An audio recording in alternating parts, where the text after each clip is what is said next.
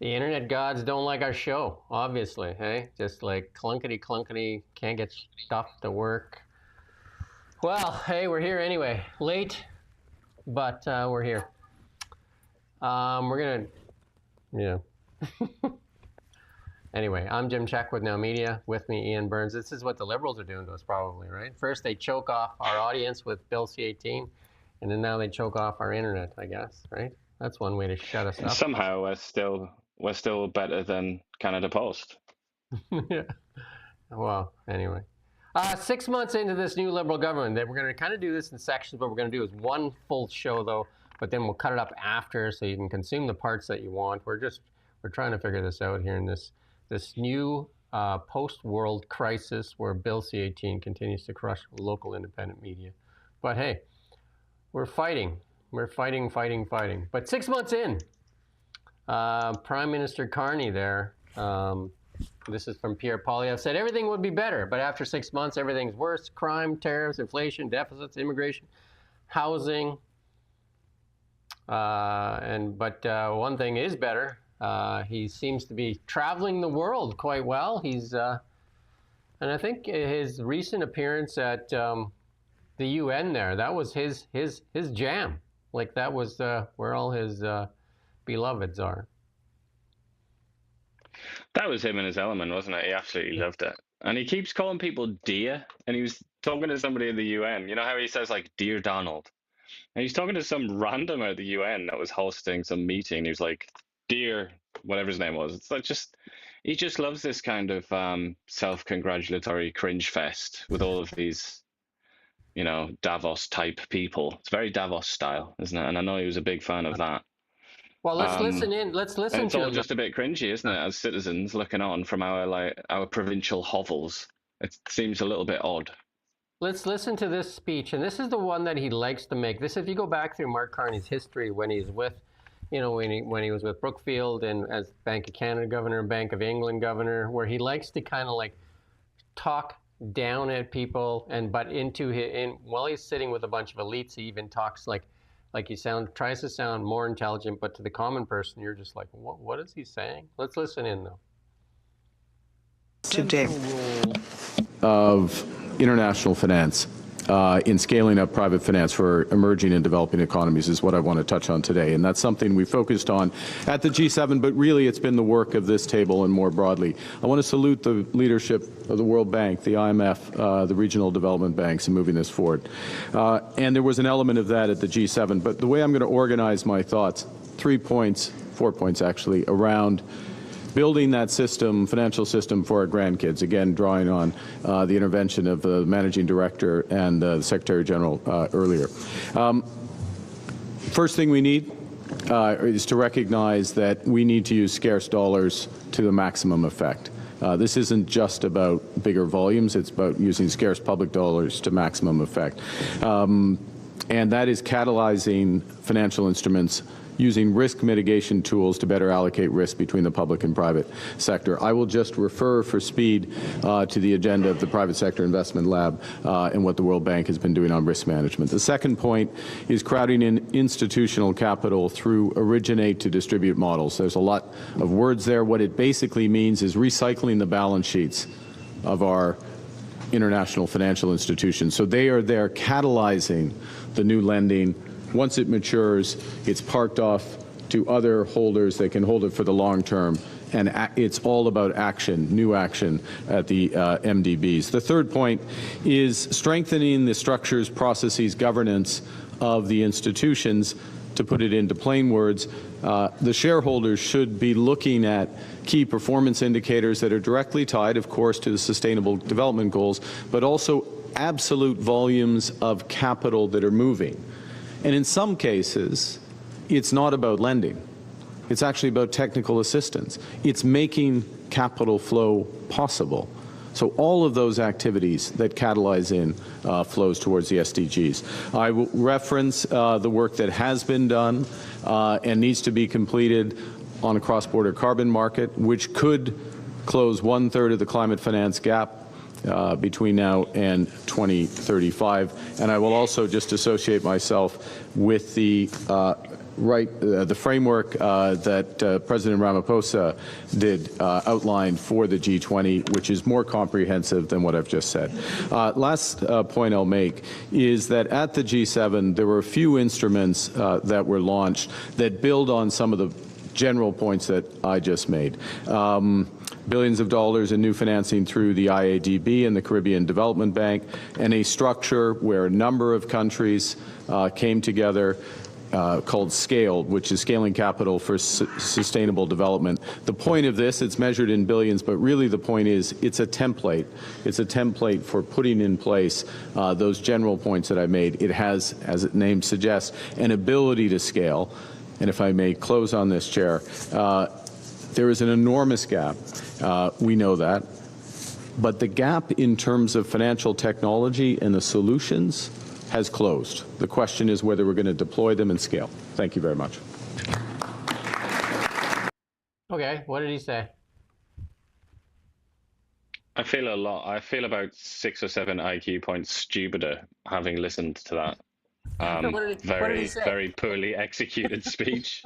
What's the taxpayer supposed to get from that? I mean, ultimately, what he said was, we need to help poor countries with finance so that they can fight climate change. But why didn't he just say that?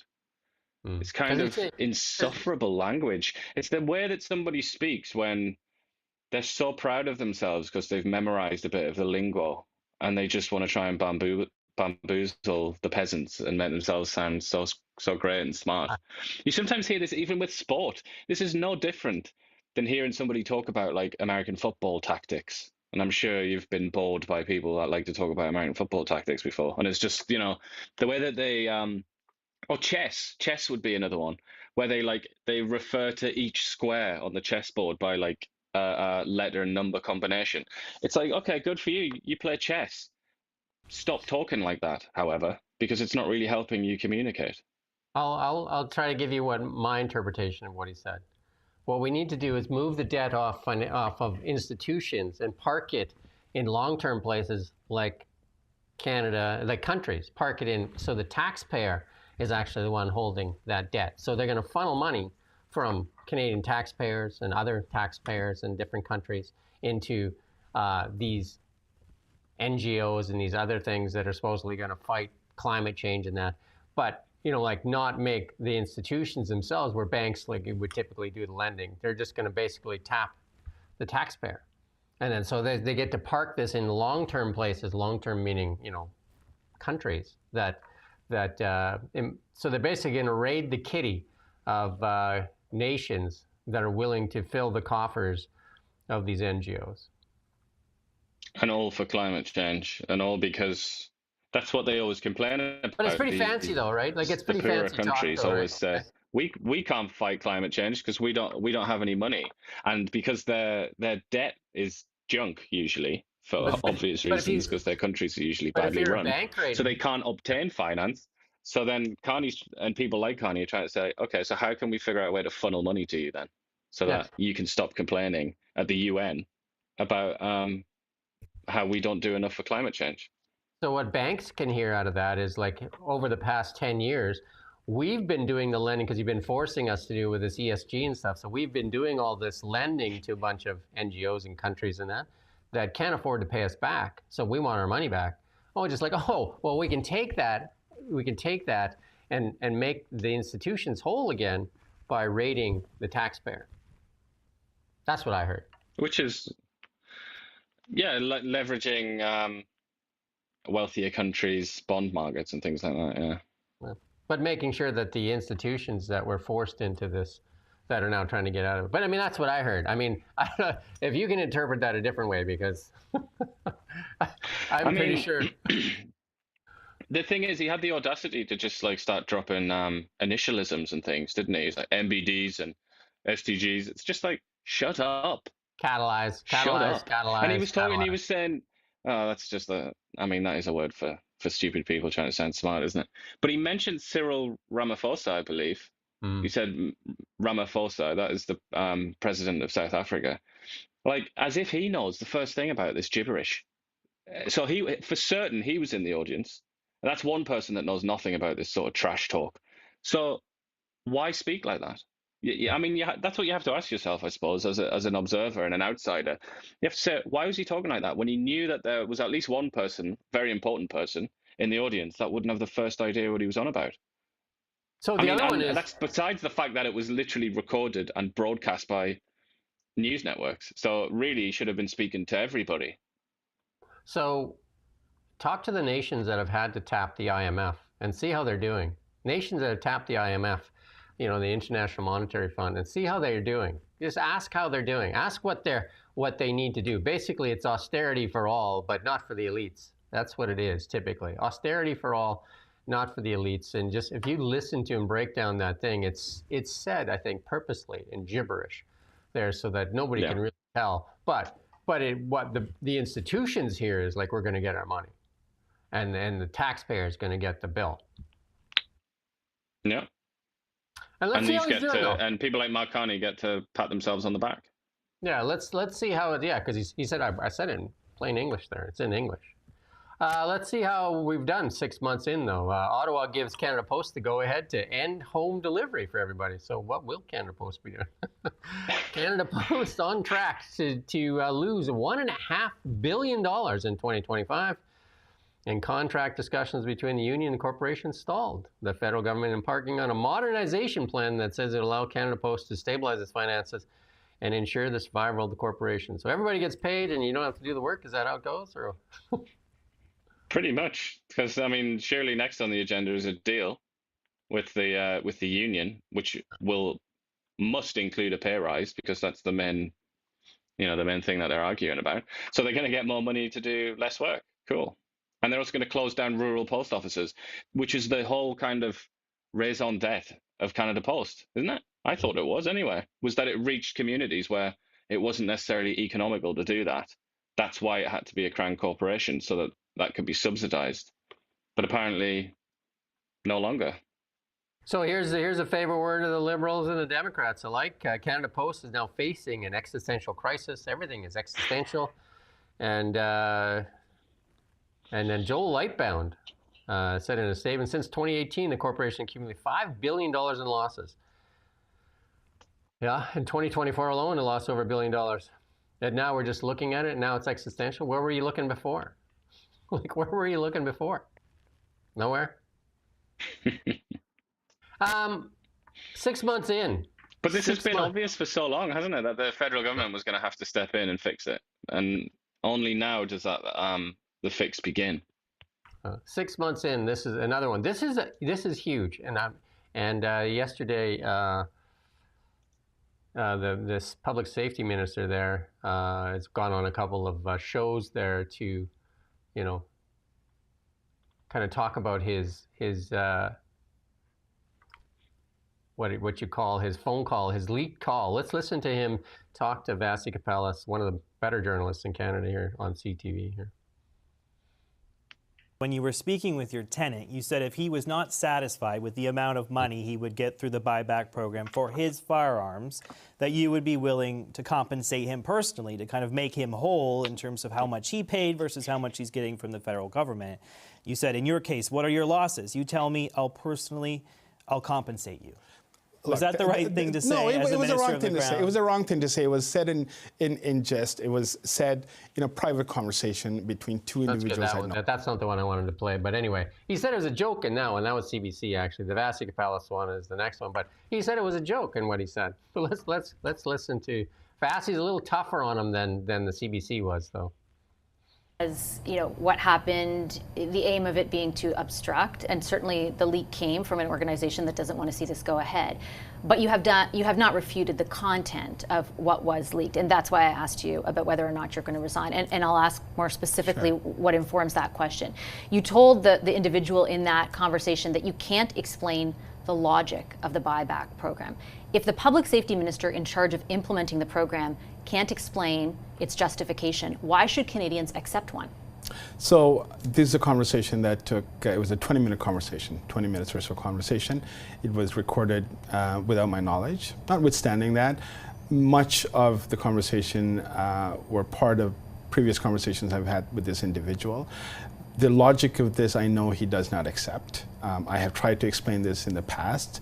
We have not been able to agree on it, so that's why I dismissed it as such. Where I was misguided, there was two times. At one point I said I will bail him out, and another time I said I will compensate him. Obviously they're in just in a private conversation, not to be taken at face value. But you're a minister. With all due respect, you're a minister of the Crown who is in charge of the public safety of this country. Why would you make light of a program you know is fraught with controversy?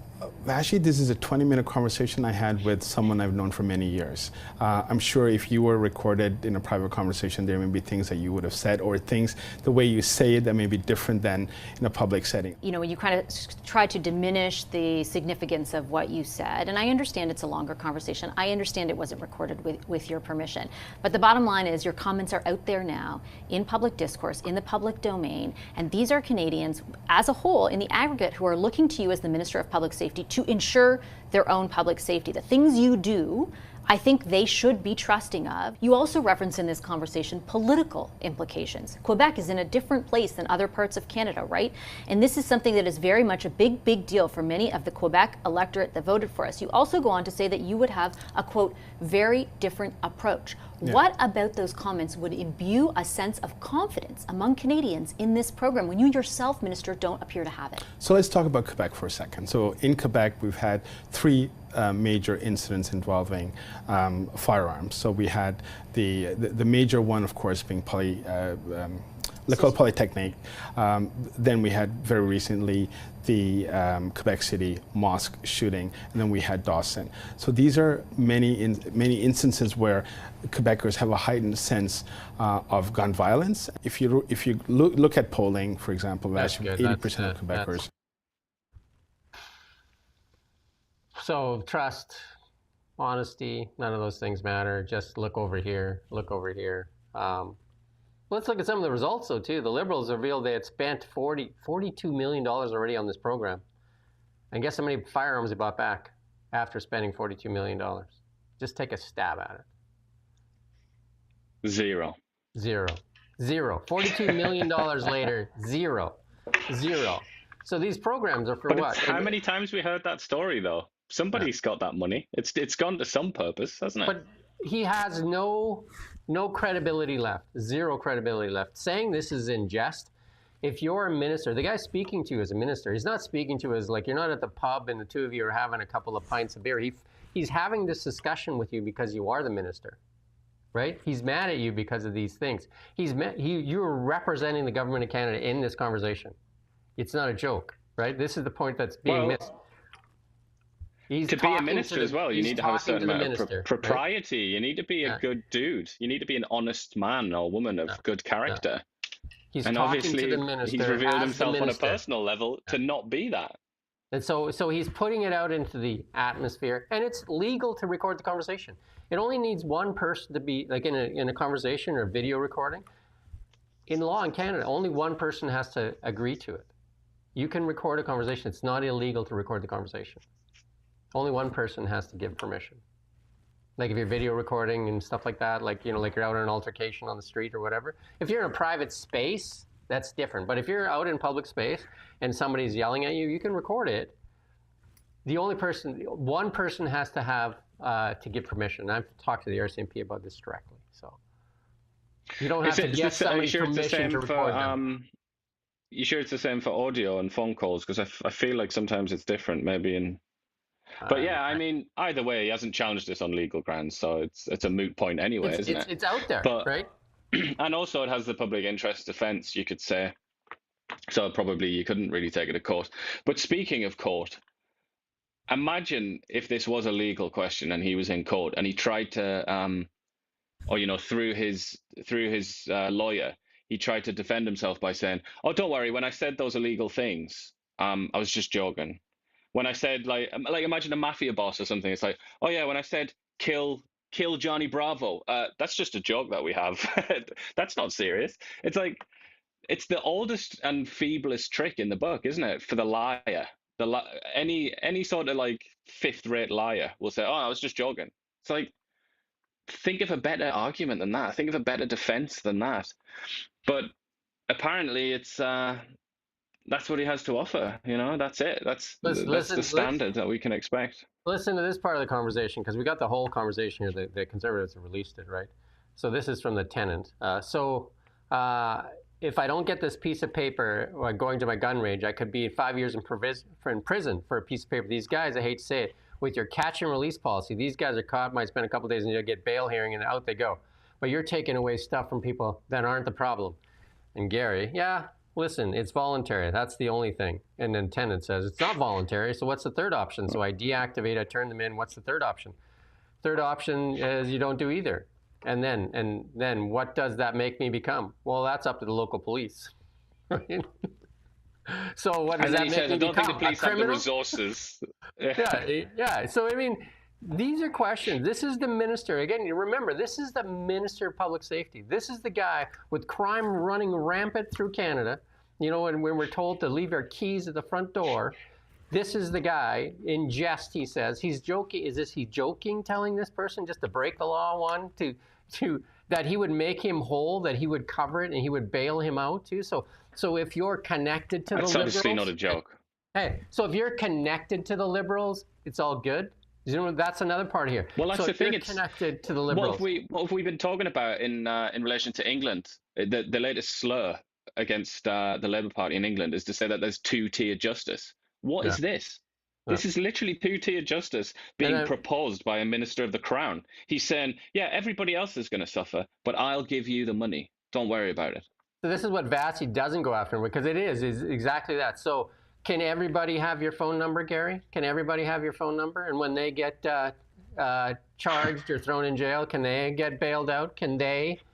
So which Canadian then matters to Gary, the public safety minister? Which one, Mark Carney? Which Canadian deserves to have Gary's phone number so that he can get? Is it only the guy that pays Gary rent? So the guy now has so that's a money for Gary? Is this how it works? Like, how does it work? I don't get how it works. But well, this is just this is what I meant yesterday when I was talking about how this is corruption on an extraordinary level. This is like corruption that you read about in the third world, where it's like there's a law on the books, everybody suffers, the population suffers, and then you read that a friend of the son of the minister or something like that suddenly just like doesn't get punished. You read about this all the time. This is why they just had like a revolution in Nepal. Anybody that read about that, most of that was about nepotism, and it was about certain people being favored because of who they know. Like the Canadians have to ask themselves, like, this is deadly serious. You have to ask yourself, do you want to live in a country like that? Do you want to live in a country where if you know someone, the law will be applied to you in a different way compared to the average peasant? Do you want to live like that? Because this is not a game anymore. This is not abstract. This is not stupid garbage from CBC. This is real now. This is flirting with third world status when it comes to the enforcement of the law. You got to be serious. You can't just expect Canada to always be successful and not corrupt and transparent and all the rest of it. That has to be maintained. This is corruption at the highest level. If there's not a resignation of this makes this government just basically a clown show. Like if this doesn't get punished somehow, this is on so many levels. This is two-tier justice for people. Like if you're connected to the Liberals, it's all good. You can get, I'll bail you out. I'll pay your fine, cover your losses. But if you're a regular Joe, leave your keys at the front door and suck it up. But also on the federal level, also on a grander level. I mean, it's Gary and Sangari there admitting that nobody really wants this law except Quebec. This is just pure cynicism. We're just doing this because we want to appease Quebec, and Quebec helps us win elections so that we can hold power. So we want to give them something in return for voting for us. So there's no like realistic approach. Like, hold on, can we do this so that it's just Quebec, so that the rest of Canada doesn't have to suffer because of Quebec's obsessions and fascinations that they have in that strange province? That's not even on the table. Instead, it's Quebec wants this. They voted for us. So I'm going to ram it down your throat, and that's it. And that's good for the Liberal Party. And here's the thing, Canadians, if you're listening. we don't get access to Gary, no matter how much we ask, because we would go after him and we would pick at his bones until we had this all out there. And that's what all media outlets should do. But they're not going to. On CBC, they're just like, oh, is this a joke? And they're just like, moving on. Let's do the Tylenol story, or let's do Jimmy Kimmel. Let's just pick at that. This should be a carcass that gets picked at over and over again. Like, again, $42 million. Zero guns. Zero. Who got the $42 million? And the whole plan is, this is a $700 million program. And they've spent $42 million already. Zero guns. Zero. So ineffective use of taxpayer dollars. Corruption right here. Two-tier system. Like, I don't know what else you want. Like, and yet, CBC, go look at the CBC sites, go look at CTV, look at the stories they're doing. They're doing stories on Tylenol. They're doing stories on Jimmy Kimmel. This should be like an absolute like swarm on this guy. But he's paraded around, so they put him out there. They put him out there on the CBC and CTV to kind of talk this down and kind of like shuffle it off, and then they're going to come back to Donald Trump, the devil. I do wonder about the Conservative Party, because realistically, that they are the only hope for keeping this light burning, because the media aren't interested. No. They're gonna move on. We've already seen they already have moved on. Yeah. So it all boils down to the Conservative Party kind of being tricksy the way that they use the news and trying to direct the news to this story. But are they going to do that? Because they've also got loads of other things that they want to prioritize. So there is a real possibility that this will just it'll just drain away and it'll just disappear.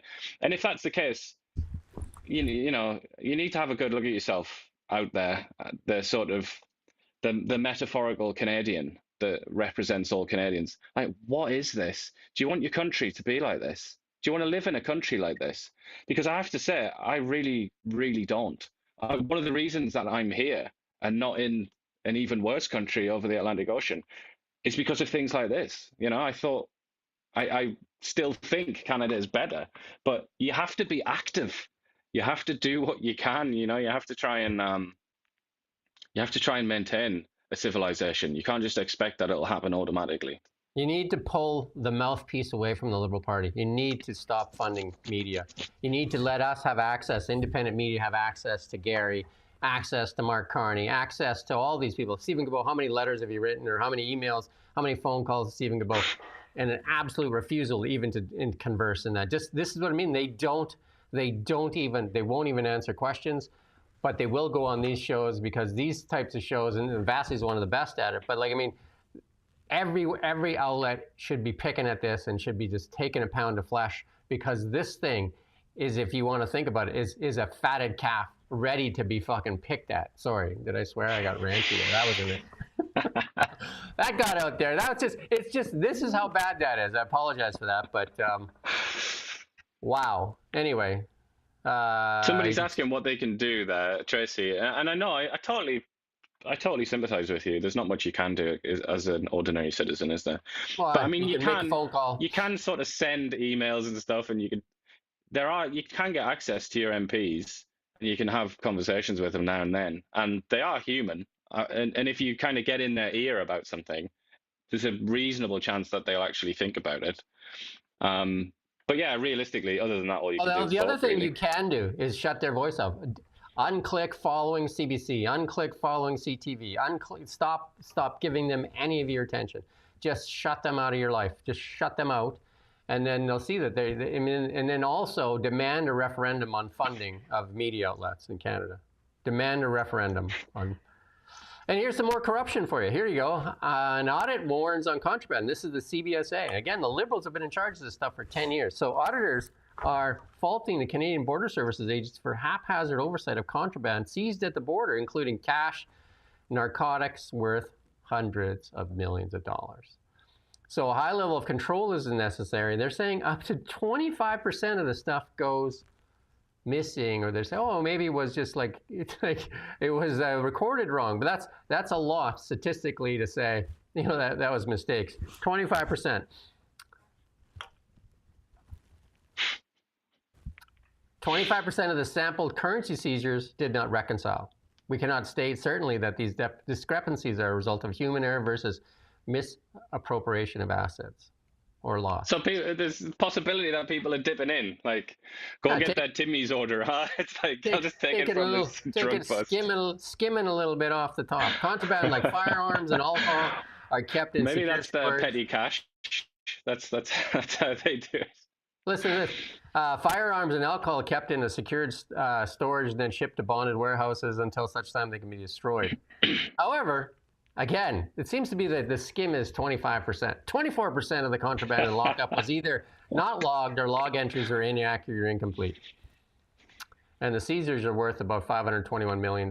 So there you go. So this is another area that Gary, obviously, you would think that he's part of the safety thing, is in charge of. Well, that's what Carney said when Carney defended him. He said, "Oh, he's got a lot of important work to do on the border." So I guess this is what he needs to do. Is his tenant allowed to go down there, skim a little bit, or what? Or how does this work? Who gets to skim? I mean, the best possible interpretation of this is incompetence on a pretty extraordinary level. So, I mean, there's no good answer to this, really, is there? Unless the software doesn't work or something, and they're going to blame it on computers. But it's very difficult, isn't it, to explain this without it looking very bad. I can tell you right now, if this was happening in the FBI and the DOJ, there would be massive scandals, massive scandals. Every outlet. This is a story from Hollydome Blacklocks. Go look on CBC and CTV, see if you find this story. Sadly, no, you're not going to. I guarantee you right now, if this was happening in the United States, every outlet would be all over this, that there's no way this happens. Where's the cameras? Well, like you said, heads would roll. People would be fired. People might even be prosecuted. You would know about it. And, you know, say what you want about somebody like Elon Musk, but if it was the right kind of scandal, he would blow it up as well. And people like, the late Charlie Kirk and those people, they would all focus on it. There would be a lot of noise about it. That's definitely true. Whereas here, who's talking about it? Blacklocks. They're very dignified, though, Blacklocks. They don't exactly kind of walk around with a giant sign saying, look at this story, look at this story. And then obviously we're talking about it in our own sort of small way. Who else is talking about it? I mean, as usual, it just kind of dribbles away, doesn't it? Well, guess what? Even Ian and I here might get censored here in the next little while, because our friend Stephen Gilboa, that won't answer an email or a phone call, is going to take a third crack at his censorship bill. Cabinet will reintroduce the internet censorship bill. The third time in 4 years. Heritage Minister Gilboa says yesterday a pending bill will be similar to the 2021 legislation. That failed bill said it was overbroad and incoherent. And he said, we've made a commitment to combat online harms. And one of the things that he wants to do, he says, is he wants to protect the institutions, like in this, right? So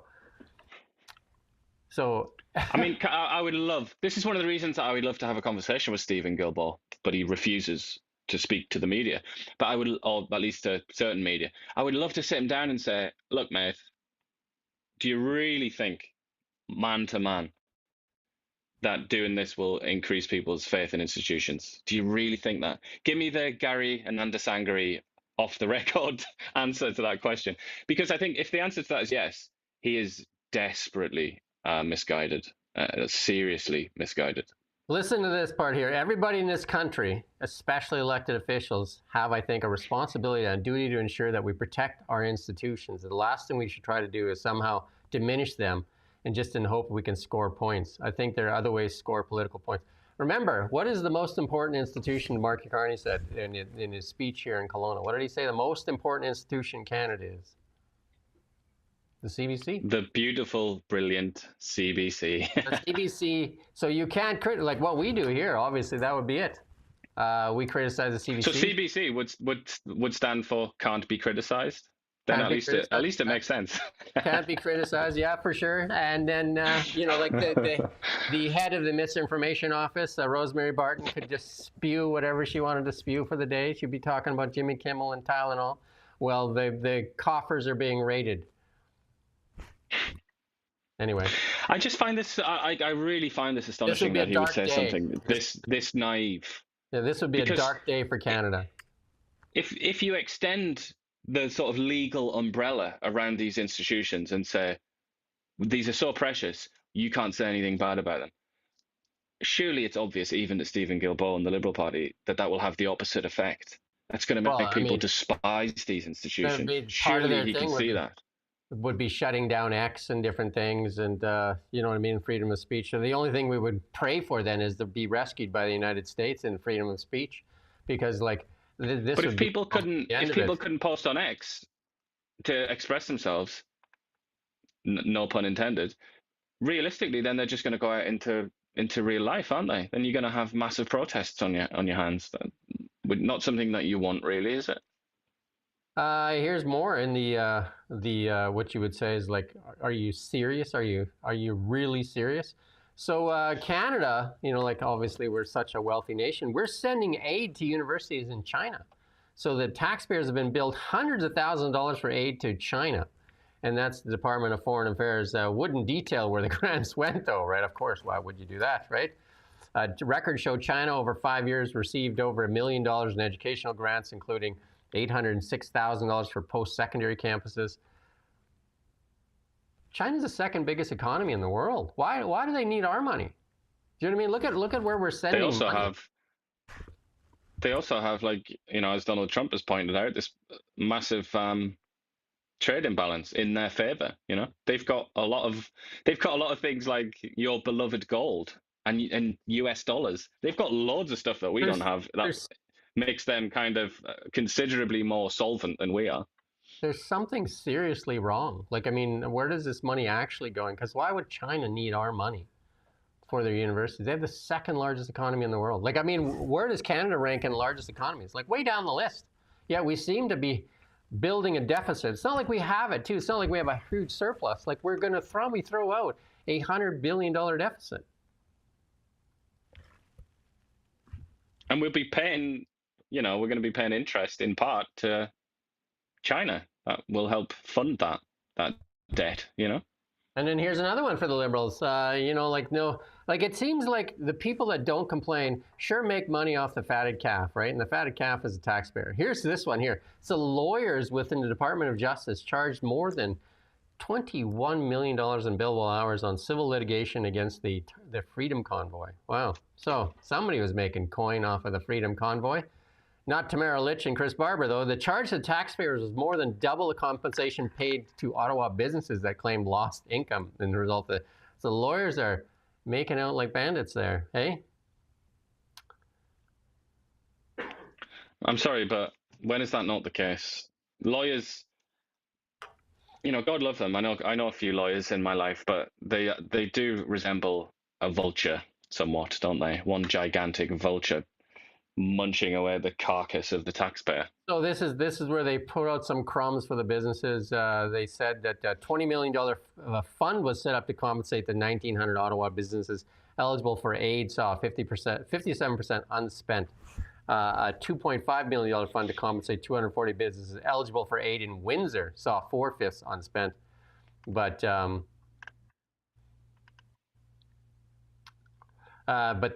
Department of Public Safety put in a cost of $73 million for overtime for RCMP Mounties. Wow. You know, like most of those businesses would have had no business because Ottawa was closed down. Remember, it was COVID. So what businesses were they getting? What are they getting compensated for? They actually got business. Many of these businesses said they actually got business from the people that were there. Yeah. Clownish. Well, and so there were some examples of them being quite happy to have them there as well. Some people that went public on it.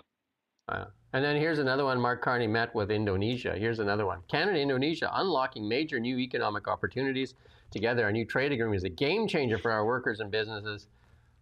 Turns out we're going to give them a loan for $1 billion.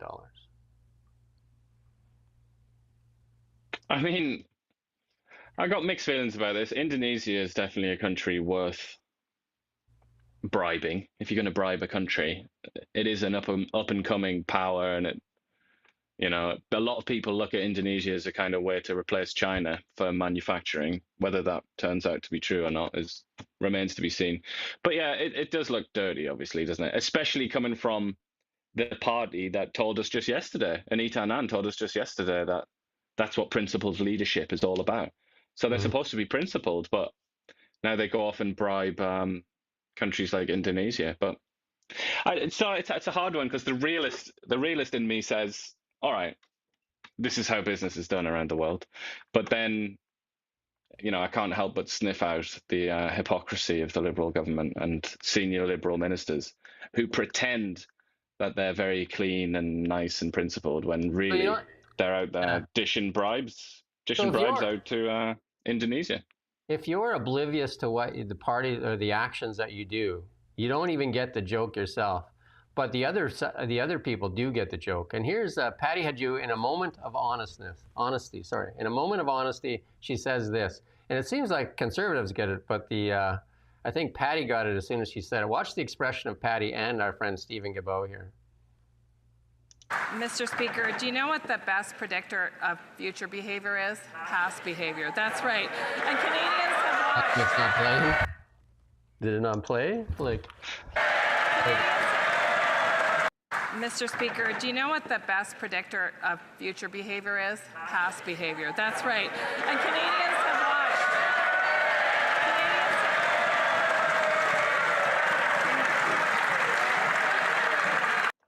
See, I think Patty got it at the end there, but I don't think anybody in the Liberal Party, they're just like, yeah.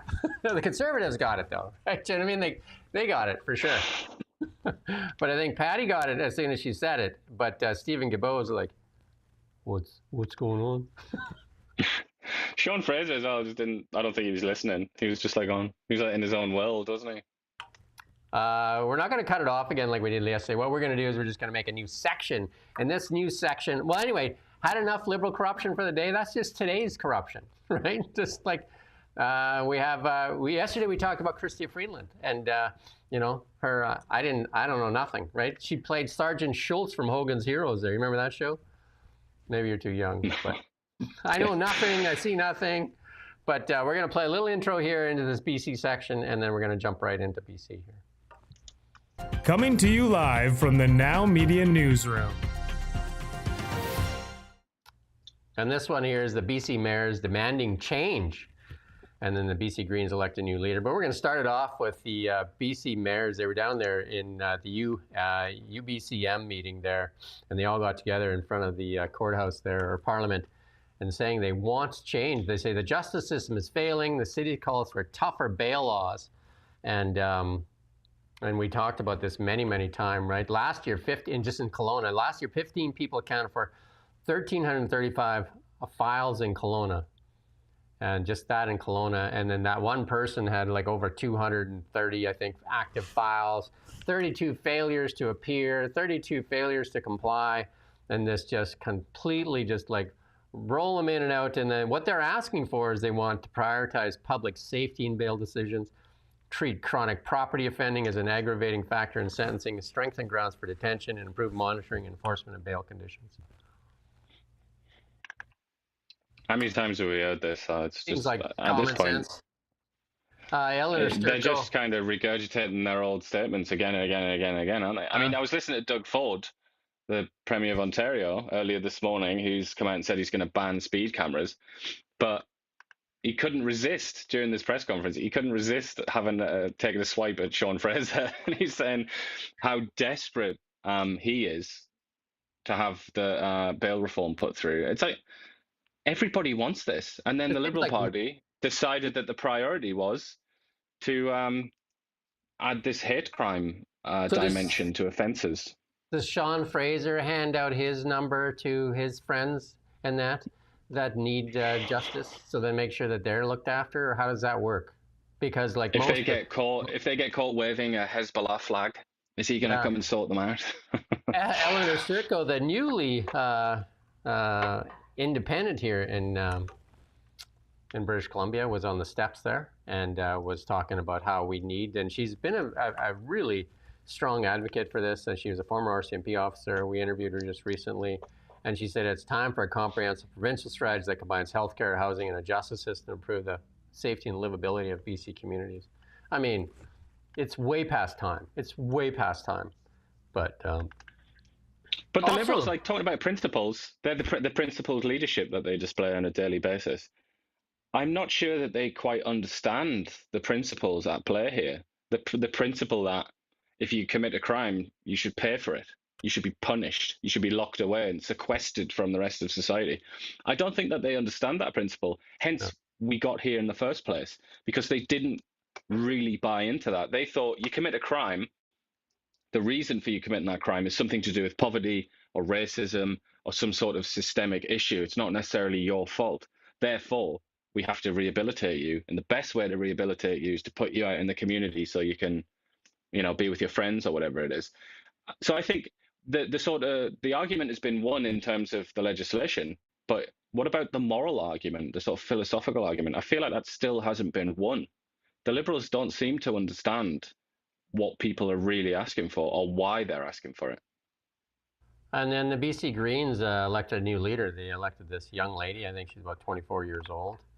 25. Yeah. 25 years old. And only 3,100 people on her YouTube there on the BC Greens party to watch that thing. But the BC Greens have had tremendous influence over BC politics over the past 8 years as well. First with Andrew Weaver, who was more reasonable actually. Andrew Weaver with John Horgan.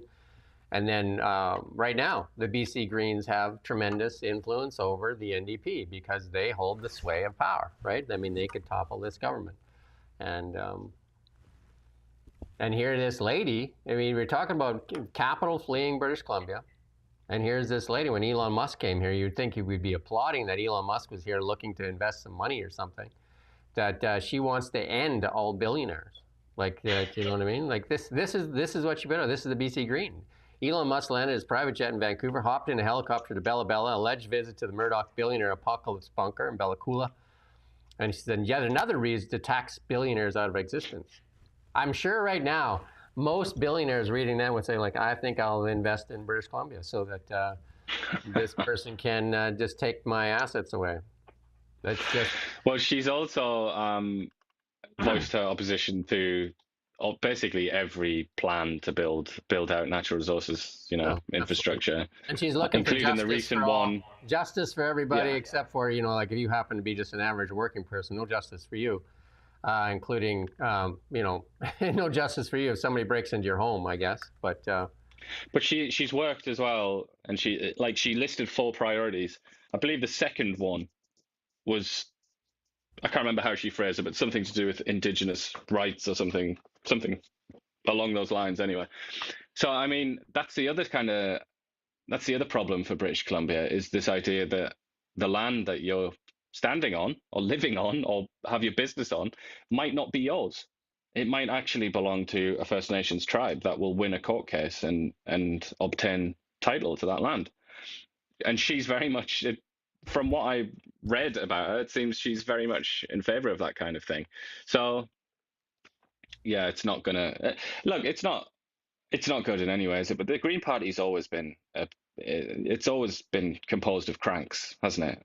Ever since the early days, really, and this is everywhere. I mean, particularly in Europe. If you think she's mad, you should see what the German Greens are like.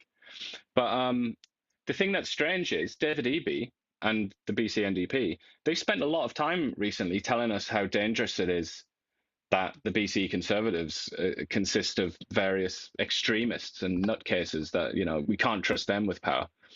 But then she wins, undeniably. I'm just talking about the English language here. She is an extremist, undeniably. She's on the extreme end. And I think she would probably concede that herself if you had a conversation with her and if she's reasonable. But David Eby, when she won, straight away he says, congratulations, Emily. I'm really looking forward to meeting you and really looking forward to working with you.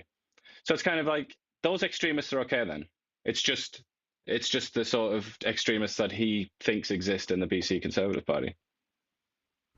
And here you go. Again, this is, I think, from the parliamentary, the PMO's office, I think, put this out, or PBO, said a while ago that, Carney laughed at it, that the ones with means will leave, and the ones that'll be left will be killing all the wildlife. And it's showing BC population declines, and Alberta tops the interprovincial migration table. Alberta, most Canadians voting with their feet, Alberta seems to be a draw for cheaper housing, better opportunities, less taxation, less regulation. Like if you buy a used vehicle in British Columbia, say you buy a $50,000 used vehicle, $6,000 in extra tax, just like that. Because I mean, a used vehicle is about 50 grand, right? Like, you know, a decent used vehicle. Guess how much tax in Alberta for that same used vehicle? Is it zero? It's zero. It's absolutely zero. Same amount of guns that the Liberals have bought back. You want to save 7% instantly on get 7% more purchasing power instantly?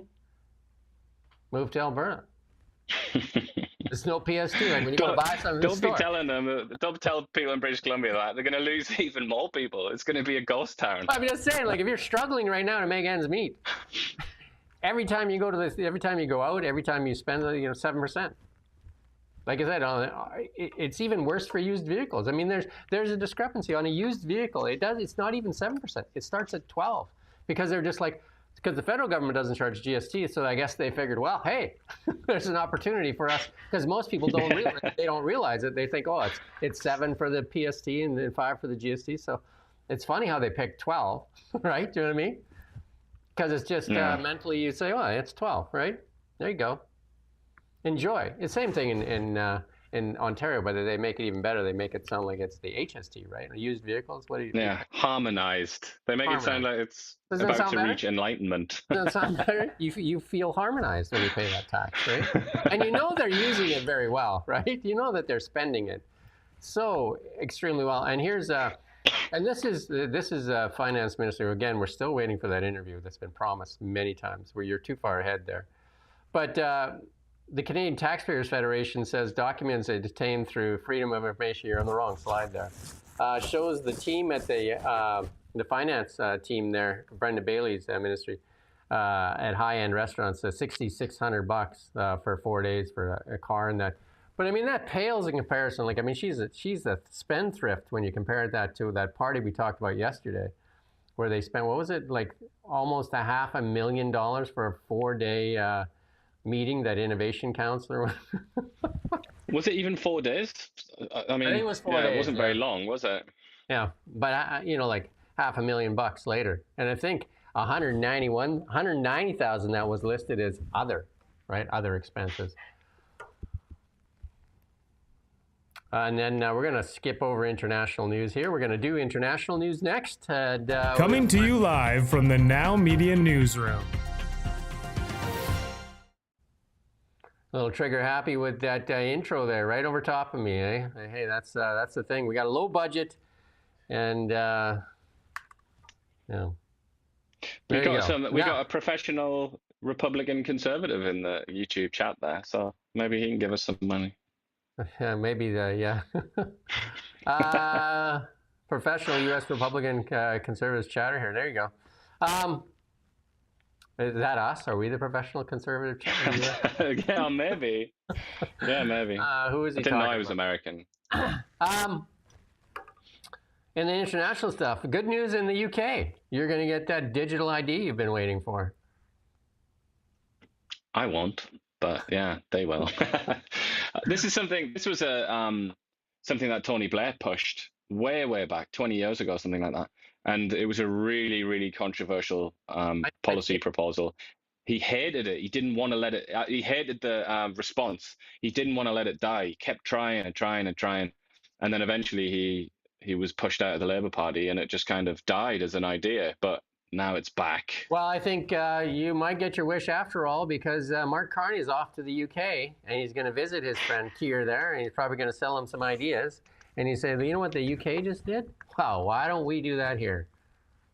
Well, he's never not there, really, is he, Carney? He seems to spend most of his time there in London. So he must I think have we can a rental assume there. that he has a lot of sympathy with the politics of Keir Starmer and the government there, yeah. He must have a rental property there he has to keep going and working on or something like that. Because maybe he doesn't even rent it. Maybe that's where his assets are. Yeah, so there you go, Keir Starmer. And then, of course, another one that loves to, this is join Stephen Guilbeault. This would be a perfect one for Stephen Guilbeault's partner here. Hillary Clinton says that AI and social media is supercharging lies. Like, she's never told a lie. Hillary Clinton, right? The Russia hoax and all that stuff. Poor Hillary. Somehow, Hillary Clinton somehow managed to distinguish herself within American politics, which is just a sort of festival of deceit. She somehow managed to distinguish herself as particularly prone to lying. The queen Even of, among the Democrats, queen of deceit. they regarded the her queen as of like deceit. Yeah, uniquely deceitful and dishonest. And then she comes out and talks about lies. It's kind of, that's what I mean. Like this, the woman has absolutely no shame. She is, I don't know what it is. I don't know. Is she a psychopath, clinical psychopath? I don't know what it is, but she doesn't have shame. She's completely free of shame. apparently she's still mad at Monica Lewinsky and has taken it out on the world. And we got one more clip here for you. This is like when that shooting happened in that ICE. Where was that again? Is that Dallas? I think? Dallas, I think. Yeah. Dallas, yeah. And then, of course, the mainstream media outlets, MSNBC, and that, first they came out and said there's absolutely no ties. Right? And turns out you got to listen to this clip here. At an ICE field office in Dallas, FBI Director Kash Patel just posted on X that investigators are learning new information about the suspect's internet history and what was downloaded on his devices. Let's get right to MSNBC national correspondent Rosa Flores and MSNBC investigative correspondent Mark Santia. What more are we learning, Mark, from the FBI director? The director put out a lot. This has been a nonstop investigation. Basically, Kash Patel is saying the suspect downloaded a document titled, quote, Dallas County Office of Homeland Security and Emergency Management that contained a list of DHS facilities. The suspect also conducted multiple searches, according to Patel, of ballistics and, quote, Charlie Kirk shot video between September 23rd, September 24th. Back in August, the suspect searched apps that tracked the presence of ICE agents, and one of the handwritten notes recovered in the investigation said, quote, hopefully this will give ICE agents real terror to think, is there a sniper with AP rounds on that roof? Patel also said they have evidence to this point that indicates a high degree of pre-attack planning. They believe the suspect spent much time trying to figure this out. And there's still, we talked to officials this morning, the investigation on it continues at this point. And there's new information about the shooting itself, right? Absolutely. ICE officials said that when the barrage of bullets opened up in that Sally Port, that ICE officials, ICE officers, they were able to grab detainees. There were 8 to 10 inside the van. They were able to pull some to safety. Obviously, 3 people were shot, 1 passed away. But that is some of the new information we're learning today. So again, this investigation is really evolving today. And Rosa, the shooter's brother is speaking out. What's End it there. Yeah, people can go watch the whole thing if they want. The left Very dark. The left-leaning media needs to stop this rhetoric. They absolutely need to stop this rhetoric of saying that Trump is a Nazi and all these things, that the ICE agents are Gestapo. They're federal agents. Like imagine if somebody was saying this about the RCMP, that they're Gestapo and that. I mean, if you think about it, the government, including in Canada here, you've taken a lot of young people and put them into like hopelessness, right? No chance of housing. You know what I mean? Like no jobs. Like look at unemployment rate here. You made them destitute, near suicidal, and then you feed them this barrage of like somebody's a Nazi, a fascist, and they think, well, I'll go out in a blaze of glory and I'll end some Gestapo or fascists at the same time. The media is culpable in all this stuff. Like it's absolutely atrocious, the stuff that the drivel that they push out there, and it's almost like like someone should take them to task on it, because it's just maybe some of the parents should start suing the media for, like looking through what they're watching, their kids are watching, what they're being fed, this barrage of insanity. Well, there's been a few attempts to sue the social media companies, none of them particularly successful yet, but that might be a future kind of class action suit. Yeah, a one that works. They're attempting them now, but one might actually succeed. But I think the key here is these both appear, and for a little while now, it appears to have been the case that they've been coming from the left, if you want to call it the left, like the attempted assassinations of Donald Trump, the murder of Charlie Kirk, all of these attacks on ICE compounds and officers and whatnot. Yeah. So that's been happening, but what hasn't yet happened is a tit for tat, like a revenge attack. And if that does happen, then I would say, go and find your helmet, because then it's going to get crazy, I think. Because if you get to that tit for tat point, then how does that stop? How do you stop the endless kind of vendettas? But if you look at the rhetoric, even from our own government here, like you look at the rhetoric that comes out, and we have talked about this privately. If you call somebody a Nazi, if you could go back in time and get Hitler, you probably would save millions of lives, right? But if you listen to the rhetoric that comes out of Democrats about Trump being a Nazi, Elon Musk being a Nazi, and the rhetoric that came out of Chrystia Freeland's mouth, right? About Elon Musk Charlie being Angus, a Nazi, Justin Trudeau, tanks will roll Jagmeet in our Singh. streets. David Eby, do you know what I mean? Extremists. They even tied onto. They take that and they slur John Rustad with it. They slur Pierre Poilievre with it, and the media in Canada does what about it? They just echo it, right? They become the mouthpiece, the town crier. If anything, you could call the Canadian mainstream media, the government-funded media, is basically town criers. They go out there and spread the word of the elected, the elitists. And is it benefiting Canadians? That's the question here, right? As we head into our next section here. Wait a second here. Yeah, as we head into our next section, and it's all about numbers, right? And we're going to head into our next session all on numbers. Coming to you live from the Now Media Newsroom. And this there's our breaks there. And this is a tale of two nations. We're going to cut these up into segments. So I'm Jim Check. This is Ian Burns. A tale of two nations, and they're heading in different directions. And here's another one here out of new home sales explode in the U.S. Let's listen to this clip here. No, this is we're not going to play this clip, but they're booming. And supposedly there was a boom in the U.S. But the one that I wanted to start and show you is this one here. This is the stock chart of a country, of a nation. This is the Canadian stock chart. We can barely see what's happening on the right there. I don't know if you can move that graphic over a bit, but the dollar is starting to trend down again. Like it's under 72 cents now. It's 71.8, and it looks like it wants to go lower. But this is the 5-year trend on the Canadian dollar. 5-year trend line on the Canadian dollar versus the US dollar this is against the US dollar. And the US dollar's not been doing well. I mean, they've been pushing it down themselves. But look at this. Like, this is the buying power of Canadians. This is the buying power. You know, when they talked about how they pushed the interest rates down, I mean, Canada has artificially pushed its dollar down for export, right? But it hurts consumers. This is what the Canadian dollar looks like. This is the stock of the nation, right? And then this comes out from the Parliamentary Budget Office, predicts the federal budget will hit $68.5 billion debt to GDP ratio and no longer set to decline. That's bad news for Canadians that like fiscal prudence. I mean, that word, you can throw that word away. Like, you can just toss that in the garbage can, right? You know, Jason Jackson, I mean, he spoke at a committee there. And basically, you know, they basically threatened him as well. Said Ottawa's debt to GDP ratio, metric often touted by Mark Carney and his Liberal Party colleagues, is no longer set to decline over the medium term. The Liberals have promised to publish their delayed budget on November 4th. Remember, the last time we got a budget, right? So again, smoke and mirrors, lots of fancy talk, but where's the budget, right? And it sounds like they're going to try and push out like a smoke and mirrors budget and have the town criers kind of like just like have you look at this shiny thing.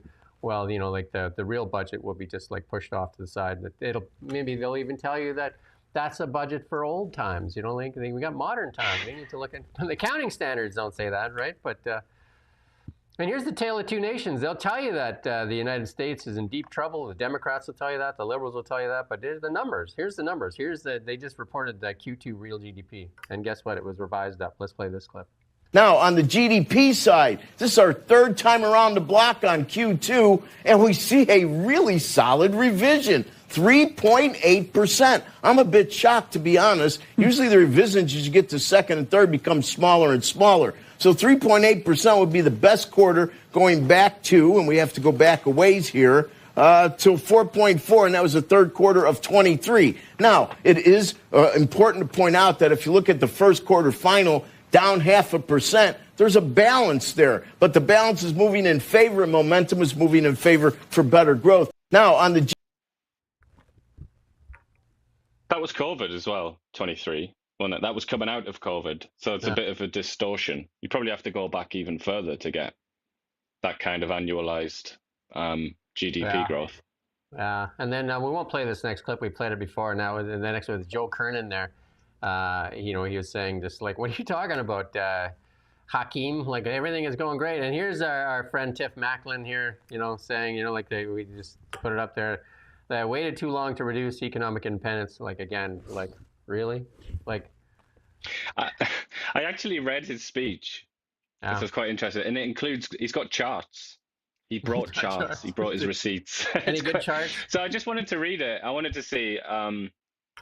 He's I mean, you shouldn't be surprised to hear this. He obviously knows economics very well. He's like a very learned chap, and he's quite a good communicator as well. Actually, good old Tiff, at least when he writes. But I find it quite interesting. What's been highlighted here. The country waited too long. Guess how many years he said? He said the best time to have done this would have been X years ago, and then the next best time is now. What was the X? That's the quiz question. To reduce rates, or to 10 years ago? Diversify and change the economy. 10 years ago. Good try. You might think that would be the answer, but he went for a very safe 15 years. Yeah, so he made sure that he could blame the Conservatives as well. Blame Harper. Here's the truth of that matter, though. Harper was putting into place things, the Northern Gateway Pipeline. He left that for Trudeau, right? That was in the works. It was already in the works. So Tiff is playing politics there. So that was already in the works. That was happening. You can't make those changes. The East-West Pipeline was happening, kiboshed. The Frontier Project, happening, kiboshed, right? All these things Harper put into place, they were all happening. And they were the F-35. And also Harper. F-35s, the purchase was happening, kiboshed. Harper was friendly with some other countries as well, like India, for example, and he's often criticized for that, isn't he? But he was looking at these kind of BRICS countries. He was bringing in more trade deals. I think if you look back in the past history, he was bringing in more trade deals with other countries other than the United States than almost anybody. I mean, it's also, to be fair, it was kind of like the world was kind of going global, and it opened up lots of markets too, right? So he was in the right place at the right time as well. But he was taking advantage of the right place and the right time. So yeah. But obviously Tiff wanted to include him in his as he's damned Canada's political elite. He knows that his former Bank of Canada governor there would say, hey, right? Like if he was honest. Here's another chart for you to look at. Canada's job vacancies continue to drop, and that's a really, that means July saw a $20,000 drop in vacancies. And you look at that divergence there, unemployment and job vacancies, right? That's not a good graph either, right?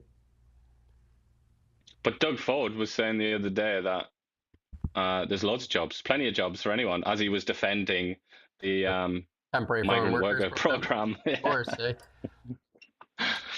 And then we're just going to replay this one for you. The numbers don't lie. Carbon tax. So this is our food price, food manufacturing price. One has a carbon thing, one doesn't, and there you go. Canada versus U.S. And then this is the one that's... And as usual, you see that harmony, if you will, and then all of a sudden it splits, doesn't it? We've seen that exact graph so many times, where we used to be like neck and neck with the US. Tied to them, tied to them. And again, here's one here, Pierre Poilievre. This one here is, well, this isn't his graph, he just put it up there, but this is the most stark one that you need to really have a strong look at. You need to wake up every morning and take a look at that one, and then ask yourself, what have they done to change that? Again, the people look in power. Look at, as Tiff Macklem said, look at the time when that absolute fool Stephen Harper was in charge, where we were spending more than them. Yeah. Silly Stephen. What were you thinking? Yep. And then again, you've just heard from Mark Carney about carbon and all that stuff. But the Canadians, they want an oil and gas pipeline. Silly Canadians. But the Canadians that really matter in the Bloc Québécois caucus and the voters for the Bloc Québécois, they don't want it. Here's Michelle Rempel-Garner. New data shows that 25% of all employees in Canada's fast food industries are non-residents of Canada. It needs to be, look, like we said before, or I said anyway, you need to get to a point where we ask ourselves, if it's not feasible, it's not possible to have this fast food culture, like it's not economically possible to do it, then let's stop it then. Yeah. We have to make a choice. Don't just import millions of people to staff it at below minimum wage or whatever it is. Just drop the fast food. Yeah, you asked Tracy what we can do. Here's something you can do. Stop eating at fast food joints. If they don't want to employ Canadian youth, stop going there. Stop spending your money there. Just stop. And you'll be better off anyway. Yeah, it'll actually, your health will be better. Just stop spending money there. Just start voting with your feet. And then demand a referendum on funding media. Just demand a referendum on funding media. They become the town criers. And like if you go to for the last time, go to CTV and go to CBC and look how many stories are anti-Trump, but they don't talk about Gary and his and his absolute embarrassment to Canada. Go look at where's the stories on Chrystia Freeland misleading Parliament, and then the $1 billion loan to China. Why are we funding Chinese universities? That makes no sense to me at all. I could absolutely Chinese shipbuilders, Chinese universities. What else? And then if you think about the Liberals and the people connected to the Liberals, they seem to be doing fine. Well, the average Canadian, not doing so well. Again, the 89%, I should put that stat in here, 89% of Canadians are $200 away from meeting their monthly obligations. But people on the, like Francois Philippe Champagne and them, they enjoyed a 4-day junket and almost spent $500,000 on food and cars and booze and just partying like it's 1995. The vaccine adverse effects program, they funded it for $50 million. 36 million of that was taken by the administrator of the program. And the employees that staffed that, the government employees that staffed that, were watching Netflix and drinking and having parties at the time. And for told like to that, dissuade people that were writing in asking for compensation. Distressful. But for things like that, it seems obvious to me, you should not include in the figure that you dish out, where you talk about the pot of money. You obviously shouldn't include administration costs. I mean, surely that's just, it misrepresents it entirely, because that's not money that, that's just money to somebody in Ottawa, some government worker or something, or contractor. But listen to that though, people, listen. $36 million to administer the program, and I think it was 1,900 people. $36 million to administer that program. $36 million to administer that program. Like somebody's stealing from Canadians. And then the other one is the dental program that the NDP and the Liberals were just, all glowing about how they did offering dental to Canadians. In 2 years, almost $500 million, I'll say it the other way, $500 million to administer the program. That's not to give benefits to the people, that's to administer the program. What kind of, somebody must be eating very well to get, I don't even know how you get that much money. What software program did they pay? This ArriveCam app probably makes ArriveCam look like a small skirmish. Holy cow!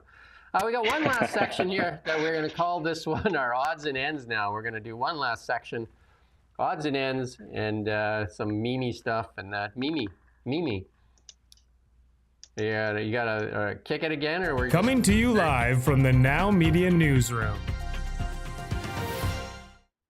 There you go, odds and ends with Ian Burns and Jim Check. Hey, Elon Musk says, they're talking about his FSD here.